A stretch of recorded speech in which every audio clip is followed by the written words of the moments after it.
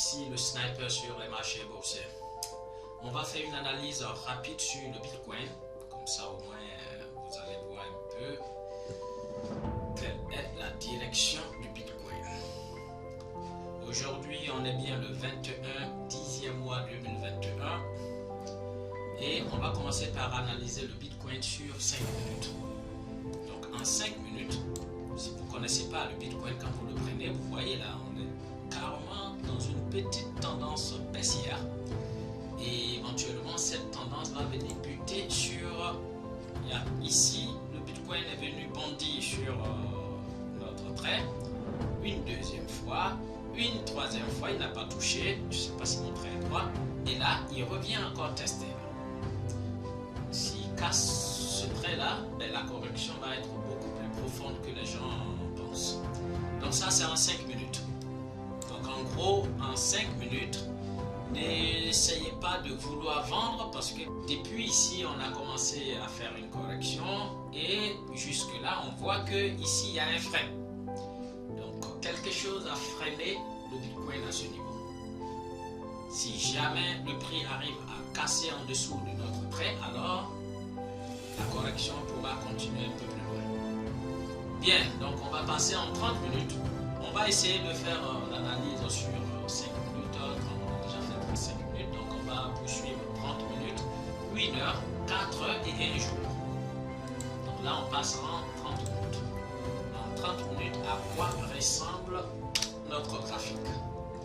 Si on voit bien, on regarde bien, on va voir que le Bitcoin a commencé à progresser à la hausse et est venu toucher les 66 800 et quelques. Donc ouais, on va même dire 66 976. Ouais, 66 976 le Bitcoin a touché. Donc ça c'est un nouveau record. Le Bitcoin n'avait jamais touché ce prix-là. Maintenant, arrivé ici, pourquoi le prix n'a pas continué? Normalement, avec ce volume-là, le prix devait continuer un peu. Mais là, le prix a été freiné. Pourquoi? Eh bien, simplement parce qu'il y a quelque chose, je ne sais pas si c'est traditionnel dans le monde du trading, mais cet indicateur RSI vient vraiment nous montrer la psychologie des traders. C'est bizarre. Vous verrez des traders qui achètent, mais une fois que le RSI a débordé, donc est au-dessus des 70, les gens ont peur et ils vendent. Ils vendent. Même s'il n'y a pas de menace, mais ils vendent. Donc c'est la peur des investisseurs qui a fait que les gens ont vendu et le Bitcoin a commencé à faire cette correction-là. Maintenant, la correction arrivée à ce niveau, il y a eu un rebond. Je sais que les snipers ont repéré déjà les points d'entrée, les points de sortie, c'est magnifique. Ici, le plan caméléon, il est parfait. Donc là, le prix a bondi et là, il est revenu, il n'a pas touché son plus haut. Hop, on a pivoté là. Bon, pour tous ceux qui ont appris le trading sur YouTube, un peu dans la formation à gauche à droite, vous devez savoir que ici, on a une résistance et le prix est venu, il n'a pas pu toucher ce niveau de résistance et là il a formé une petite résistance. Là ça veut dire que le prix, il n'y a pas suffisamment d'acheteurs pour pouvoir pousser le prix à venir tester la résistance précédente. Donc, résultat, on a toute cette correction là qui a cassé le support qui est là. Ce support, ne vous inquiétez pas, il est solide, ce support, vous voyez ma main. Mais le prix a cassé ce support et se retrouve à cet endroit. Maintenant, où est-ce qu'il va? Ce que je peux dire en ce moment, c'est que ceux qui ont déjà acheté, par exemple à cet endroit, ils peuvent espérer et attendre un peu. Parce que de toutes les façons, si vous n'avez pas pu encaisser là, ou si vous n'avez pas revendu au Bitcoin à ce niveau, il va falloir attendre parce que, si vous savez, il y a deux personnes qui achètent le Bitcoin. Il y a ceux qui achètent et qui vendent rapidement pour prendre profit. Et il y a ceux qui vont acheter et attendre 5 ans ou dans 1 an, 2 ans, 3 ans. Donc ceux-là, je pense qu'ils peuvent être optimistes parce que, voilà, donc ceux qui veulent investir sur le court terme, je dirais d'attendre un peu pour que cette correction-là finisse avant de trouver ou de choper un bon point d'entrée à la hausse. D'autres vont tracer ça, ils vont tracer une ligne de tendance haussière. Donc cette ligne va partir de là jusque là. Ouais, on va passer simplement sur là. Voilà. La ligne de tendance haussière peut ressembler à ça. Donc dès que le Bitcoin a cassé en dessous de cette ligne, les gens tout de suite ils ont compris que la correction continuait en fait. Donc voilà. Ça c'est pour 30 minutes. Ne vendez pas parce que la correction n'est pas très violente.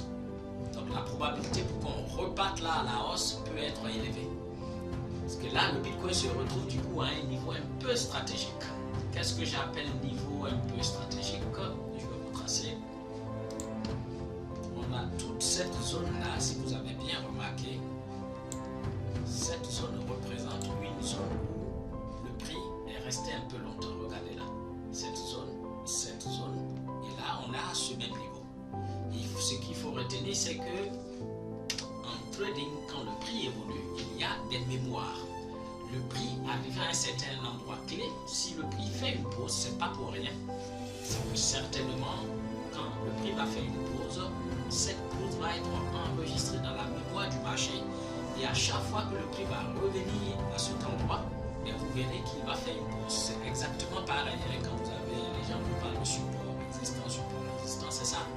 Dès qu'une résistance est franchie, les gens se préparent à faire quelque chose. Soit quand un support est cassé, les gens se préparent à faire quelque chose. Donc ce sont des endroits clés où les gens décident d'acheter ou de vendre. Donc là c'est pour 30 minutes, vous voyez. Pour ceux qui spéculent, qui font du scalping sur le Bitcoin, ils ont tracé cette ligne là.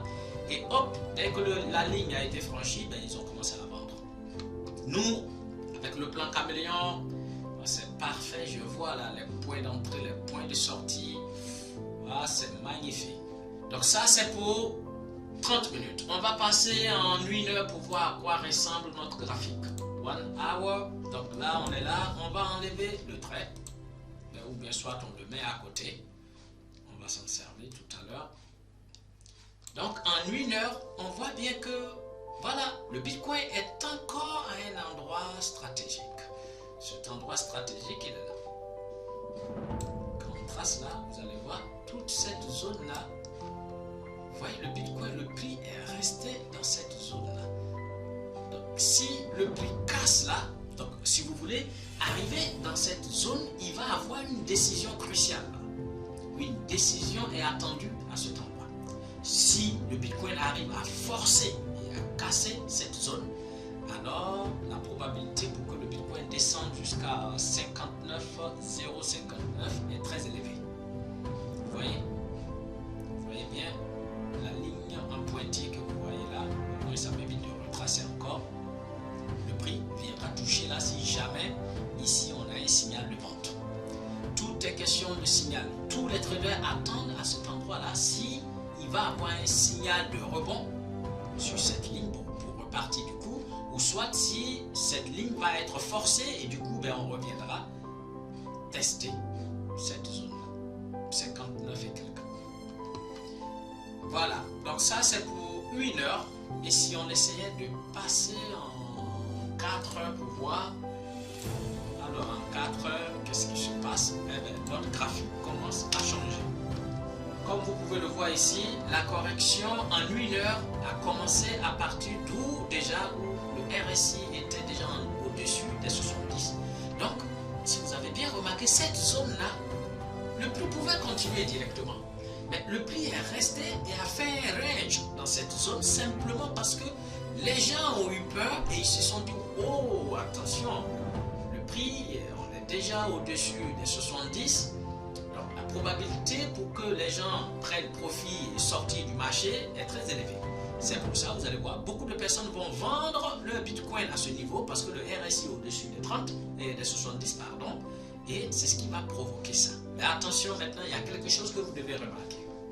Malgré cette correction, c'est-à-dire que ce range, on voit que c'est resté latéral. Ça n'a pas été baissier en tant que tel, c'est resté latéral. Et là, hop, on a rebondi et parti à la hausse. regardez maintenant votre RSI. Le RSI, pendant qu'on était en train de bouger sideways, donc on était en train de bouger latéralement, sans toutefois descendre, le RSI, lui, descendait. Donc le RSI descendait, et du coup, quand les investisseurs ont vu juste le comportement du RSI, c'est là ils se sont dit, oh, la tendance haussière est forte. Et là, ils sont entrés et ils ont propulsé le marché jusqu'à toucher le sommet record du Bitcoin. Là, on voit encore le RSI qui est largement sorti des 70 et a même touché les 83, 84. Qu'est-ce qui va se passer? Encore psychologie des traders. On a peur, le RSI a touché déjà les 80 et quelques, il faut vendre. Ils ont vendu et là, la correction, hop, ici, il y a eu un petit rebond, mais le rebond n'a pas été aussi costaud. Donc, hop, le résultat, le prix s'est retrouvé là. Maintenant, vous devez remarquer juste quelque chose pour savoir si le Bitcoin repart à la hausse ou pas. C'est simple. Vous comparez juste cette baisse-là et le niveau actuel du Bitcoin, vous essayez de le comparer au niveau précédent. Donc ici correspond à cette zone. Maintenant, cette zone, le RSI était où? Si vous avez bien remarqué, le RSI, cette zone-là, le RSI était à cet endroit-là. Donc au niveau de 50, entre 50 et 54. Mais maintenant, le prix du Bitcoin est au niveau, et à ce niveau-là. Mais le RSI, il est où? Il a bondi sur notre ligne de 30. Ça veut dire quoi, les gars? Ah, je vais vous laisser deviner ça. C'est magnifique. Donc ici, quand vous voyez là, on a ce prix qui correspond au prix actuel du Bitcoin. Et le RSI, à cet endroit-là, le RSI était entre 50 et 54. Mais on est au même endroit. Et le RSI, il est où? Il est au 30. Ça veut dire qu'il y a quelque chose qui se prépare. Donc, ici, c'est maintenant les vrais snipers vont commencer à charger leurs cartouches. Parce que bientôt, ça va aller très vite. Bien, on va essayer de... Je ferai une autre vidéo pour... Peut-être je vais vous faire une autre vidéo pour vous expliquer un peu la divergence du RSI. Parce que là, le RSI est divergent. H4. There we go. On remarque que le Bitcoin est toujours dans une bonne tendance haussière. On va retracer. Hop, voilà. On trace là. Hop, je suis pas très... Voilà, on laisse comme ça. Là, le Bitcoin est bien à un endroit où il devait être. Donc, on commence à voir qu'il va être très difficile pour le Bitcoin de pouvoir casser notre trait là. Parce que ce trait, il est très bien placé. La probabilité pour que le Bitcoin fasse un rebond sur ce trait et repartir à la hausse devient du coup très élevée.